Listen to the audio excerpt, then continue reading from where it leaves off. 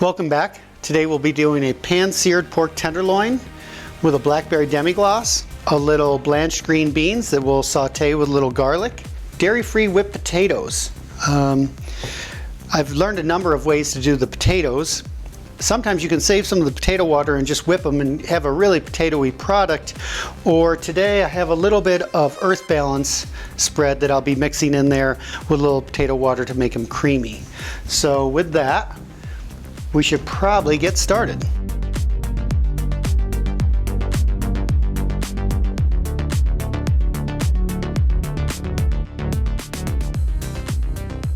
So first thing we'll do is we'll just trim these green beans to get them out of our way. We just want to take the ends off. Again, we're not building rockets here, so what we want to do is just get the ends the best we can. You'll see a couple might have ends on them. I don't think anyone's going to be too sad about that. And we'll work on our potatoes because they'll probably take the longest in the whole process. I like to cut the potatoes into quarters. The important thing is to make them all a uniform size. That way they cook at the same time. If you cut some big and cut some small, you might get some lumps in your potatoes and nobody wants that. Also, if you just cut the potatoes all large, I always find that the problem with that is sometimes you can get lumps out of the center of the potatoes while the outsides of them are falling apart. So just get this rolling. I've heard all kinds of things. You won't get lumps if you use your soaking water as the cooking liquid. I don't find that to be true. I tend to just overcook my potatoes a little bit to make sure that they're nice and soft. And again, by returning some of that water with the starch in it, anything you lose by slightly overcooking them, you'll replace all that flavor and starch because you'll reserve that liquid. We'll pull our board back. So our pot's about halfway. And they fall right in the pot without making a mess. And I will use some of this reserved water. No sense in wasting it. And then once again, the pot filler. Fill about 1/3 of the volume of the potatoes above with water. If you don't use enough water, the water can get starchy, and then when you cook your potatoes, they can get really gluey. And that's another thing. I think that is at least 3 times worse than having lumps, if not 5. So get that started. Best thing to do is cover everything. Save a little energy. You'll speed up the process a little bit. I've already turned on the water for the green beans. It's not quite up yet. So now we will work on getting our pork tenderloin cleaned, marinated, and ready for pan searing. Get a couple gloves out. Sanitation is important. Since we're searing it, it's not as important. Gloves are most important to use when you're ready to eat foods, salads, fruits, anything you're cutting up raw, vegetable-wise, then it's best to wear a glove. But for this process, we use the glove to keep our hands clean so we can not cross-contaminate. If you were touching something after the pork, you would just want to make sure that your hands didn't have bacteria on them from the meats. So you'll just look, this piece, hard to know what to do with this one. There's a little extra skin on there, so we'll just trim it this way. You can see most of it's clean. You don't have to be perfect. There's a little silver skin in here. You just pick it up and pull it out. That looks pretty good. Just roll through it a little bit. If you get a little pork, you don't have to be precise. Again, like I said, we're not building rockets. We're just making food, which is, I would imagine, more fun than building rockets. Food can be stressful enough on occasion. Again, there's a little piece in there. We're just gonna pick it up, grab it, roll it. We look pretty good. If there's a piece in there that you can't really get to, I just call it pre-chewing with the tip of the knife. You're just gonna break up some of that skin, but the rest, and voila. Now, to pan sear these, in the restaurant or in our catering company, we could sear the whole tenderloin on a flat top or in a large pan. But since I only have a cast iron skillet, I'm just gonna cut them in half. Get rid of this. And then, so we don't have to do a million dishes, we'll just reuse this bowl to marinate them. In fact, as I said before, we'll build the marinade in the vessel. A little parsley would be nice. You don't want to use too many herbs, they'll just burn on you. Okay, so a little black pepper with the parsley and garlic.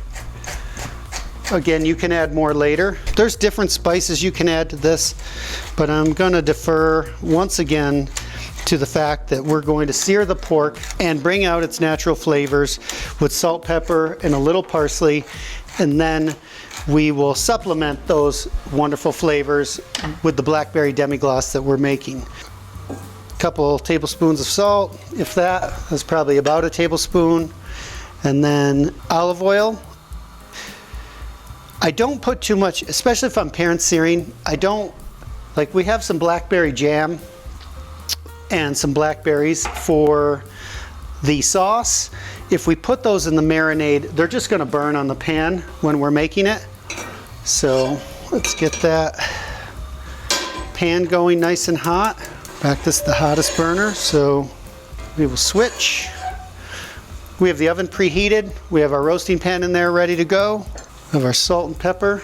Probably about 2 or 3 minutes. You can always check how hot your pan is. I'll wait till it gets a little hotter by doing a splatter test with water.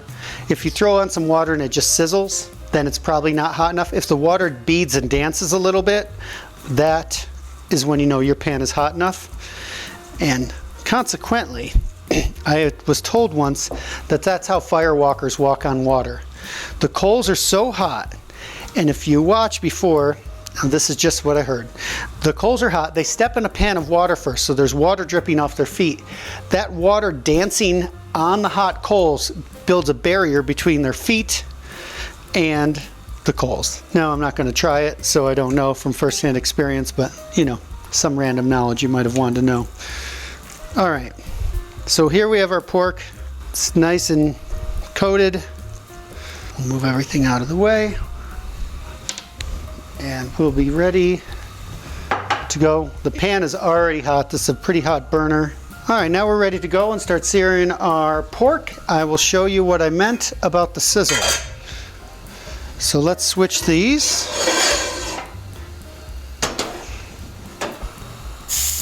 Still a little bit of sizzle. That is literally 15 to 30 seconds away from dancing. The reason you want it that hot is because the pork is going to take a lot of heat out of the pan immediately. So let's see where we're at. So close. You can see there's a little smoke coming off the pan. That's another good indicator that we're ready to go. We don't want it too hot, or else it will splatter everywhere and make a mess. It'll burn before searing the pork. So here we go.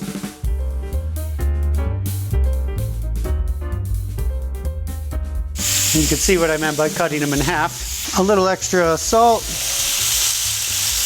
And you can also see how it cooled that pan down instantly as soon as we put the pork in there. And we want to get a really nice sear. One of my favorite things. Oh, too many things. Little black pepper. It's about 60 seconds, maybe 90 seconds aside. You can tell it will want to stick a little bit if it's not ready. You can see we get a nice caramelization, a little golden brown color without burning anything. This one got a little less because it's in the center of the pan and the heat from the ring goes towards the outside. Oh yeah, that one's pretty. Just a light brown. We don't need any dark brown. Again, you could see some of the green still left in the parsley, and that means that it's not burnt. Always clean as you go. You'll be way happier in the end. I'll sear the end real fast.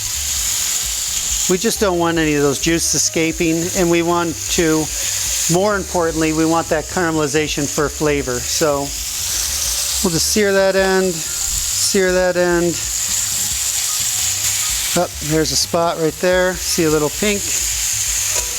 Again, as we're moving it around, a little extra seasoning. Some of that seasoning's going in the pan. Want to get all that up as best we can. All right. So for now, we will pull out our roasting pan and we will get it ready for our pork to go in the oven.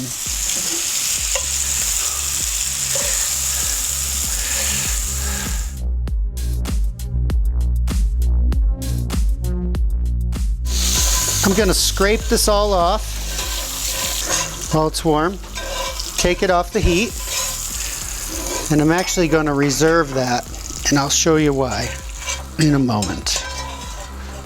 If you can find a spatula like this, it's literally priceless. I have two. You can find them antique online. Sometimes you can find new ones. We'll save that garlic for later. When the pan is still hot, grab a paper towel and just wipe it clean. If you see any bits that you don't want, you can always try and scrape them, but really if your pan is well seasoned, most of it should just come up every time. It's still hot. There's no risk of having any bacteria from the pork because that pan is hundreds of degrees hot right now, and you can see it's clean. We didn't have to wash it, and it's ready to go for the next thing. At the end of the whole production, we'll wash everything, but these pans I generally just heat them up. You can scrub them with salt or just wipe them clean with oil and a paper towel. Over here our potatoes are about to boil. When they boil, you can uncover them and turn them down, because again you'll have the same problems with the rice. They'll boil over, they'll put starch in your oven, on your stove, and you will be very sad. Okay, moving on. We are one step away from our next project. Pork is in the oven. Green beans are trimmed. Now that we have a little extra time, if you want to go back through, like I said, it's not that important. But if you want it to be perfect, you can. That looks like all of them. Now, something they say is if you have your water, here's the water we're going to use. Let's bring that up to the front for blanching our green beans. So they say when you're blanching vegetables, salty as the sea, green as can be. I believe the sea is something like 2 cups of salt per gallon. Like it's really, really salty. We won't have to get it that salty, but I will show you that right now we have about a half a gallon of water. I can't even remember, maybe it's 4 cups of salt per gallon in the ocean. But we're gonna use about 2 cups, 2/3 a cup of salt. 3/4. Again, we're gonna let that return to a boil. And our potatoes are now boiling, so we can uncover those. Do not season your potato water. Again, all kinds of theories. If you do that, your potatoes won't cook evenly. You can get lumps. Sometimes you'll have a green potato. Apparently adding salt to a young potato also will not allow it to cook thoroughly or properly. You can stir your potatoes to make sure they're all cooking evenly. So now our water's boiling. You can taste it. If you just put your finger in water really quick, you will not burn yourself. Don't hang out in there. But I just taste it, and it honestly tastes like seawater. So that was about 3/4 of a cup to just over half gallon of water. We're gonna put our green beans in there, and if you look at them, this is called mottled. You have some dark spots, some light spots. This isn't a particularly great time of year for green beans, but they go really nice with this dish. So you can find some fresh ones, but this is called mottling. And what you'll do is you'll place them in the water. Could be 2 to 3 to 4 minutes, depending on the size of the green bean, whether it's a green bean or a baby green bean. And those spots will slowly disappear. You could stir them around just for something to do, just to check them out, to look on all sides. And I have a high volume of water, way more than I need for the beans. But one of the reasons that's good is it doesn't drop the temperature of the liquid too much when I put in the green beans. They'll probably come right back to a boil, and you don't want to rapid boil them. You can kind of simmer them. We're checking our potatoes now. They're very firm still. Again, if you don't put your finger in the water and you just touch the potato, it's definitely hot, but you're not gonna burn yourself, so you don't have to, because mistakes happen when people are too anxious and they're jumpy around things. That's how you spill things, knock things over, splash. You'll see people get afraid of the hot water and they'll kind of throw the beans at it, and it'll cause a splash and then they can get burnt. So you just gently set them in. So you can see now some of the modeling is gone, but they still look very raw and they're a light color.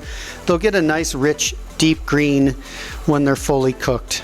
And they'll cook at different speeds. That one's a little bit better. Again, just a couple of minutes. And while we do that, we can check on our pork. You can cook pork. You can actually eat pork slightly mid-rare. Again, they've lowered the temperature of pork significantly over the past 10 to 20 years on what the optimal temperature to eat it as. And I believe people say 145 now. I think that's a good gauge. This little tip is where the thermometer actually is. So we want to gauge to the center. So if you can look, it's almost all the way in. We're going to go to the center, all the way in, and it says we are already at 136. Now let's check some of these smaller ones. 120, 138. So I think the outside ones are cooking faster than the insides. We'll just switch those around, get them back in the oven. 5 or 6 minutes is all. Turn up the heat a little bit to see if we can get a little caramelization. Just in that little short amount of time, our green beans are looking pretty good. Again, they're a uniform color. They're still a little light green. They feel mostly cooked. And then we're going to drain them into a colander in the sink, and then we'll immediately place them into ice water to shock them to stop the cooking. And depending on how much you like some people like really, really soft green beans. Some people were raised on canned green beans or frozen green beans. Those are super mushy. I think most people these days will defer to a nice snap but fully cooked green bean. Again, since these beans were out of season, I think that the color is just not going to be spectacular. This is some demi-glace that I made. This is just a thickened, reduced beef stock. It has a little bit of tomato paste in it, beef stock, a little chicken stock, and I even put a little bit of cornstarch in it to thicken it up. I'm just going to go over here. We don't need much because it's already very strong, but we'll make a little extra just because we have 4 pork tenderloins. But if you were just making one, you could probably work with 1/4 to 1/2 cup. Once we get the green beans out, any second now. And then I want to make a blackberry demi-glace. So I have a mixed berry jam here, and to that, I don't want it too sweet. I'll add, it's about 4 tablespoons, maybe even 1/4 cup of blackberry jam. And some fresh blackberries. Now if it's too thick or too sweet, we can add chicken stock. I have some going in the background. I'm just going to cut these a couple times. So we won't chop them all. We'll save a couple for garnish. They're very beautiful berries. You can get some nice berries in the winter because they come from south of the equator. Boom. And that's it. Our green beans are ready. This is all going to happen really fast now. We can dump our green beans, get our blackberry demi-glace on, give it a stir. It's okay if we beat up the berries a little bit, but we don't want to pulverize them. That should happen in the cooking process anyways. Boom. As soon as the green beans are dried, drained, we'll get them in here. So I put these in an ice water bath. As soon as they're fully cooked, or chilled, I should say, we can take them out. If you do it exactly right, the ice will melt perfectly when the green beans are ready. But I got a little too much ice in there because I don't have a lot of green beans. But I can pick them up and hold them, and I can still feel some heat coming off from them. So I'm just going to let them sit for another minute or two. And now we can drain them again. Again, I don't want the ice in the green beans, so I'm going to have to lift them out. And here we have our green beans ready to go. Our demi-glace is already boiling.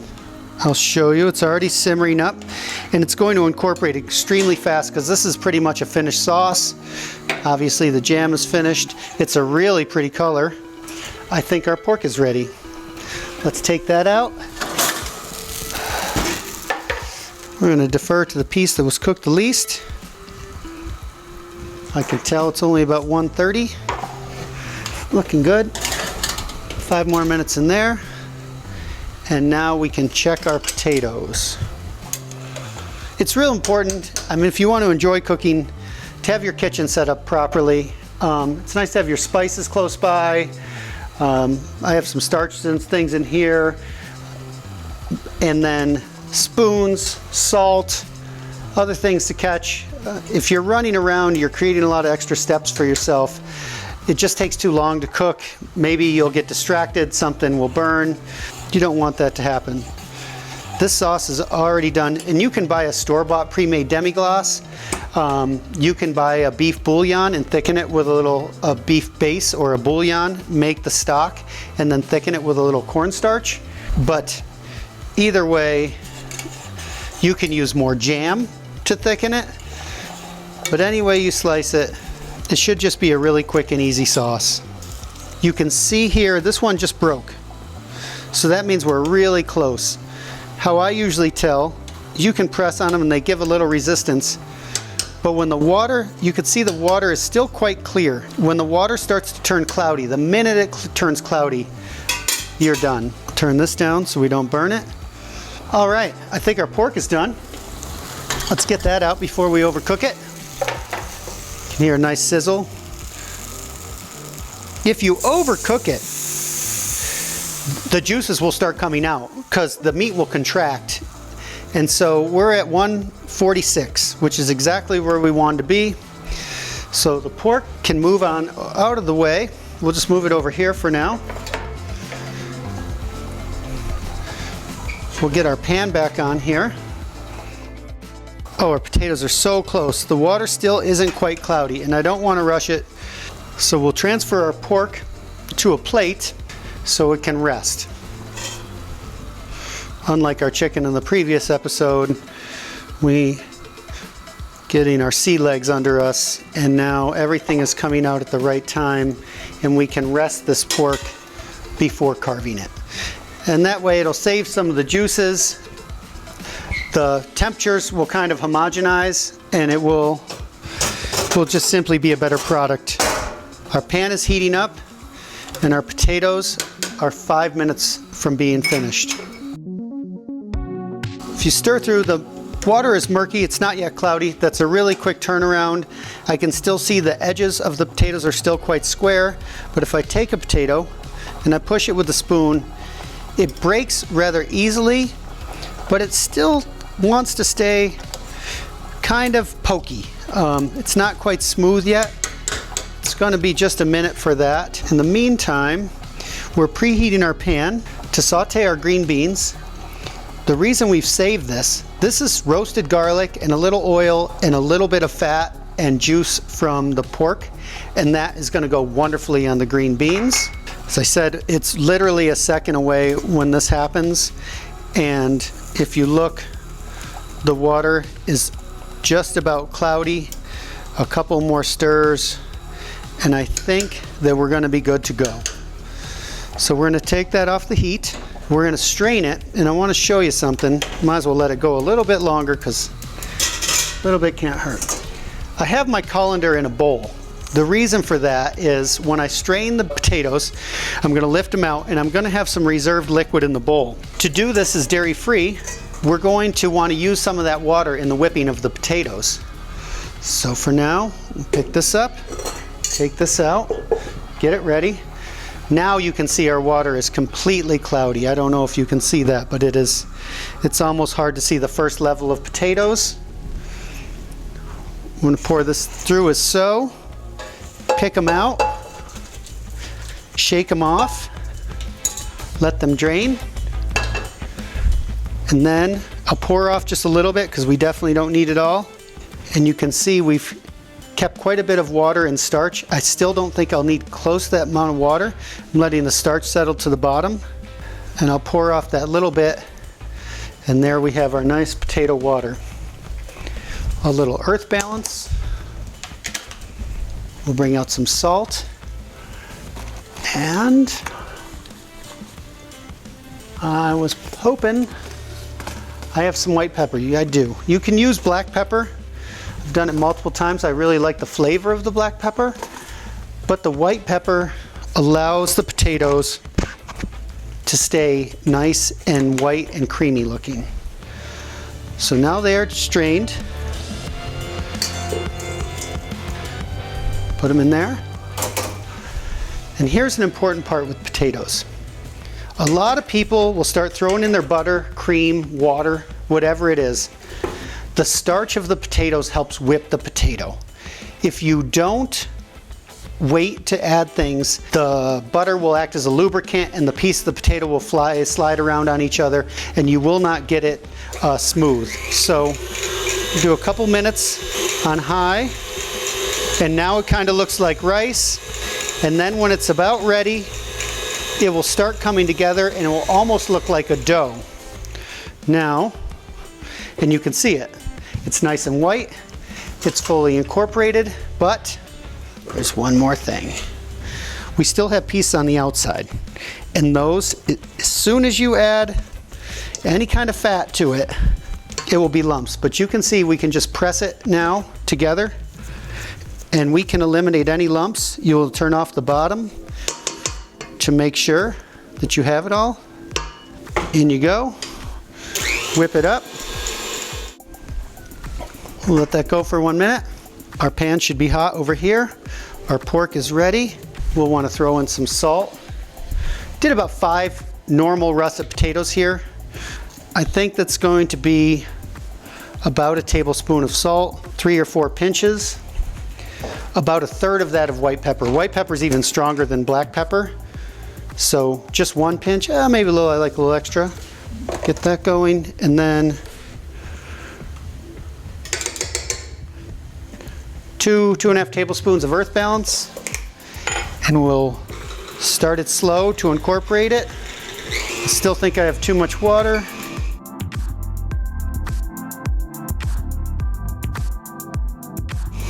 And then I put in the water, and they look nice and creamy. I probably could have used all that water, but that's fine. We now have this ready to go.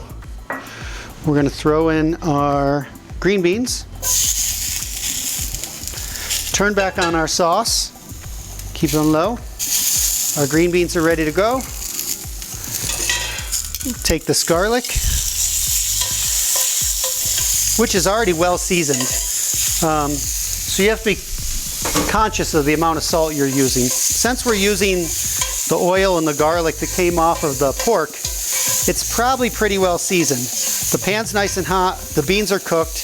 We're just giving them a little caramelization, adding this flavor. You can literally wipe your finger down a bean and taste it and be like, yep, the beans were blanched in salt water. There was salt in the garlic. They're good to go. We're ready to plate now. Here's a trick, an advanced trick. That gets all your potatoes off your beaters. Please pull it up slowly or you'll wear it along with your kitchen walls and everything else. So, here we go. This will be a little fun. Let's plate on the big platter. Let's get some of these things out of the way. We can move our other cutting board here and slice the pork. You can make this family style, which is what we're doing now. You can see all the juice on the pork. We want to put those right back in our sauce. Take a nice piece of our pork tenderloin. You can see it's a perfect pink, it's a perfect medium. Usually I will cook mine personally a little less, but I think for most people 145 is what's recommended, and that's probably the best advice I can give you. We'll take the other one, move that over, put that there, wipe our fingers off. Sauce is ready.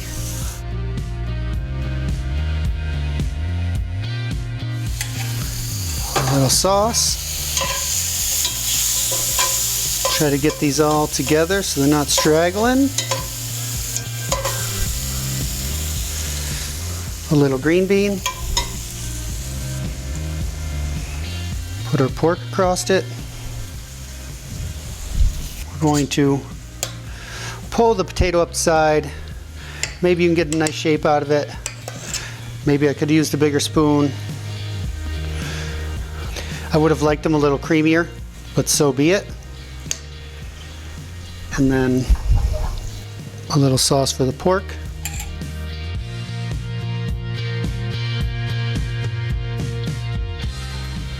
A little olive oil for the potato. A little parsley.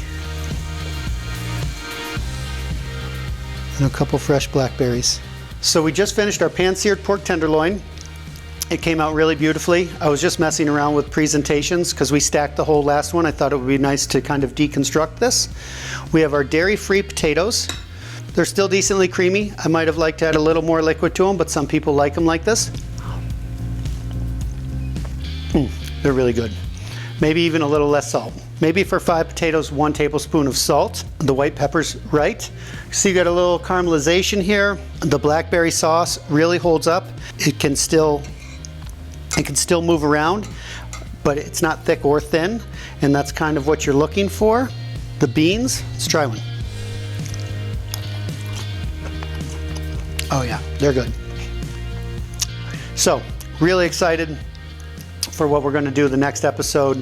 I really hope you'll join us. Have a great day.